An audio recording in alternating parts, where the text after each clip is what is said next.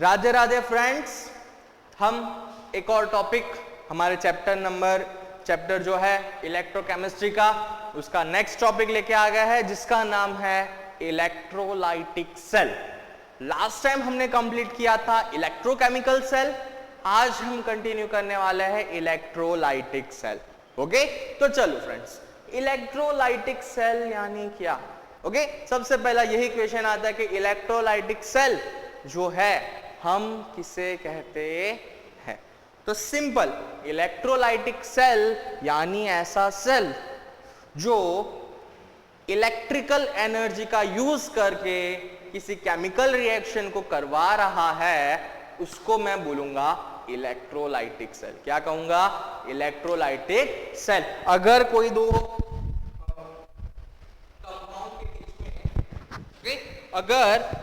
दो कंपाउंड के बीच में रिएक्शन हो रही है और वो रिएक्शन नॉन स्पॉन्टेनियस रिएक्शन है, कैसी है? Non spontaneous reaction. देखिए, जो नॉन स्पॉन्टेनियस रिएक्शन है ना, वो रिएक्शन का हमने डेफिनेशन देखा था कि ऐसी रिएक्शन जो बहुत टाइम के बाद अकर होने वाली है, वो कंटिन्यूअसली अकर होती नहीं है, उसे हम नॉन स्पॉन्टेनियस रिएक्शन कहते हैं। तो ये जो नॉन स्पॉन्टेनियस रिएक्शन है, उसको अगर एक एनर्जी दे दी जाए तो वो रिएक्शन स्पॉन्टेनियस रिएक्शन बन जाएगी, और जैसे ही वो स्पॉन्टेनियस रिएक्शन बन जाएगी, वो रिएक्शन तुरंत ही अकर होना स्टार्ट हो जाएगी। तो हमारा जो इलेक्ट्रोलाइटिक सेल है वो यही काम करता है कि इसके दोनों एंड्स पे हम हमारी जो एक एक्सटर्नल एक वोल्टेज लगा देते हैं, उसके ऊपर एक्सटर्नल पोटेंशियल लगा देते हैं। तो उस पोटेंशियल लगाने की वजह से क्या होता है कि मेरा जो पर्टिकुलर इलेक्ट्रॉन्स है वो ऑपोजिट डायरेक्शन में मूव करने लगते हैं, ऑपोजिट डायरेक्शन में मूव करेंगे और रिएक्शन को ऑपोजिट वे में अकर कराएंगे। तो ये चीज इसके अंदर कंटिन्यूअसली होती रहती है। ओके, तो यहां से हमें ये पता चला कि ये इलेक्ट्रोलाइटिक सेल जो है वो हमारे सेकेंड बेसिक प्रिंसिपल, इलेक्ट्रोकेमिस्ट्री के सेकेंड बेसिक प्रिंसिपल, जिसका नाम है क्या? कि electrical energy to chemical energy, इस वाले फॉर्मेट पे वर्क करता है। ओके, तो ये इलेक्ट्रोलाइटिक सेल, तो ये आपको समझ में आ गया। ओके, तो क्या है? अब एक चीज इधर कुछ लिखी है, जरा अच्छे से रीड करो इसे। When reaction in electrochemical cell stop, the current flowing also stops, okay, then our cell becomes electrolytic cell। इसका सिंपल मतलब यही है कि हमारा इलेक्ट्रोकेमिकल सेल जो हम आगे पढ़ के आए, जो कि कॉपर और जिंक का सेल है, ओके, और ये जो सेल है इसके अंदर जब रिएक्शन अकर होना बंद हो जाए, क्या? रिएक्शन अकर होना बंद हो जाए, तब उसमें से इलेक्ट्रॉन एक जगह से दूसरी जगह नहीं जाएंगे। अगर इलेक्ट्रॉन नहीं जाएंगे तो करंट भी फ्लो नहीं होगा। करंट फ्लो नहीं होगा यानी कि मेरा जो इलेक्ट्रोकेमिकल सेल है वो कन्वर्ट हो गया है इलेक्ट्रोलाइटिक सेल में। कौन से सेल में? इलेक्ट्रोलाइटिक सेल में कन्वर्ट हो गया है। ओके, तो ये चीज हुई है कि क्या? कि इलेक्ट्रोकेमिकल सेल जब भी उसके अंदर रिएक्शन खत्म हो जाती है, रिएक्शन बंद हो जाती है, तो वो कन्वर्ट हो जाता है इलेक्ट्रोलाइटिक सेल के अंदर। ओके, अब इलेक्ट्रोलाइटिक सेल के हम कुछ 3 केसेस देखने वाले हैं। ओके, तो ये 3 केस से हमें समझना है कि क्या क्या सेल के साथ क्या क्या छेड़खानी हम करते हैं और उससे क्या हमें देखने को मिलता है। ओके, चलो पहला केस क्या करेंगे? हमने क्या कहा था कि जो भी हमारा इलेक्ट्रोकेमिकल सेल जिसके अंदर रिएक्शन खत्म हो गई है, कोई करंट फ्लो नहीं कर रहा है, उसके अक्रॉस हम एक एक्सटर्नल पोटेंशियल डिफरेंस लगाएंगे। ओके, तो ये इलेक्ट्रोलाइटिक सेल में कन्वर्ट हो जाएगा। तो देखो, एक्सटर्नल मैंने एक बोल सकते हो एक पोटेंशियल लगाया, एक्सटर्नल पोटेंशियल, और क्या किया कि वो उसको मैंने क्या रखा कि 1.1 वोल्ट से कम रखा। क्या किया? एक्सटर्नल जो पोटेंशियल है उसको 1.1 वोल्ट से कम रखा।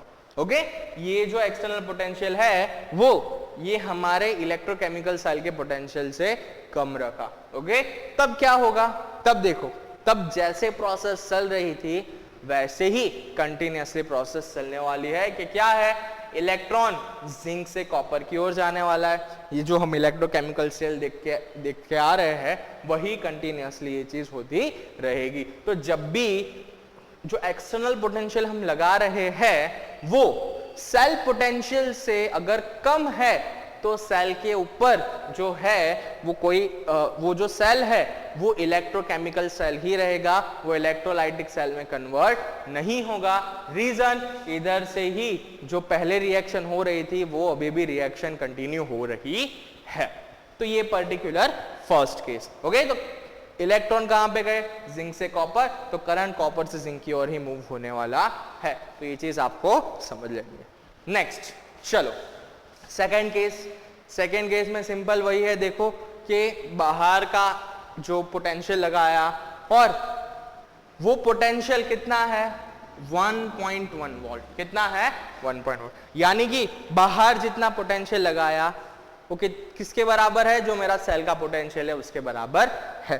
कि बाहर से जो पोटेंशियल हमने लगाया वो मेरे सेल पोटेंशियल के इक्वल है, तब क्या होगा, तब कोई भी रिएक्शन नहीं होगी, कोई भी रिएक्शन नहीं होगी, यानी कि कोई भी करंट फ्लो नहीं करेगा और कुछ चीजें कंटिन्यू होने वाली नहीं है। तो ये जो है एक बोल सकते हो इलेक्ट्रोलाइटिक सेल जो है ये बन चुका है क्योंकि इसके अंदर कोई रिएक्शन नहीं हो रही है। थर्ड केस, हमारा सबसे फाइनल वाला केस, ये बाहर लगाया हुआ एक्सटर्नल जो पोटेंशियल है वो अगर 1.1 वोल्ट से ज्यादा है, क्या है 1.1 वोल्ट से ज्यादा है, क्या होगा, जैसा कि आप लॉजिकली भी पता लगा लोगे कि इसमें 1.1 वोल्ट से कम था तो पहले जैसा ही रह रहा था, इक्वल किया तो 0 हो गया, उससे ज्यादा करोगे तो क्या होगा, पूरा का पूरा सिनेरियो उल्टा हो जाएगा, यानी कि पूरा का पूरा उसका मिरर इमेज आपको देखने को मिलेगा। ओके, तो यहां पे क्या होगा, इलेक्ट्रॉन क्या करेंगे, कॉपर से जिंक की ओर जाना स्टार्ट कर देंगे। क्या करेंगे, इलेक्ट्रॉन कॉपर से निकल के जिंक की ओर जाएंगे और उसके ऑपोजिट डायरेक्शन में, यानी कि जिंक से कॉपर की ओर मेरा करंट फ्लो करने लगेगा। ओके, तो ये है हमारा थर्ड केस। और देखो यहां पे क्या था, जिंक एनोड था, कॉपर कैथोड था, यहां पे उल्टा हो गया, मेरा कॉपर हो गया एनोड और जिंक हो गया कैथोड। ओके, रीजन देखो, मैंने ये टॉपिक आपको समझाया था लास्ट टाइम कि जिस भी तरफ रिडक्शन हो, ओके, रिडक्शन हो तो वो क्या बन जाएगा, कैथोड बन जाएगा। क्या बन जाएगा, कैथोड।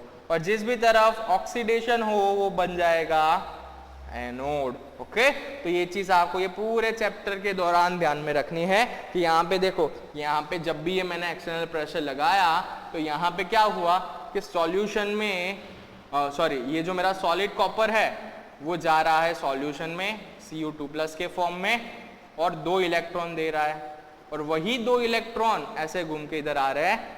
तो यहाँ से सॉल्यूशन में गए, जैसे ही सॉल्यूशन में गए तो Zn2+ जो है वो जिंक के फॉर्म में कन्वर्ट हो रहा है।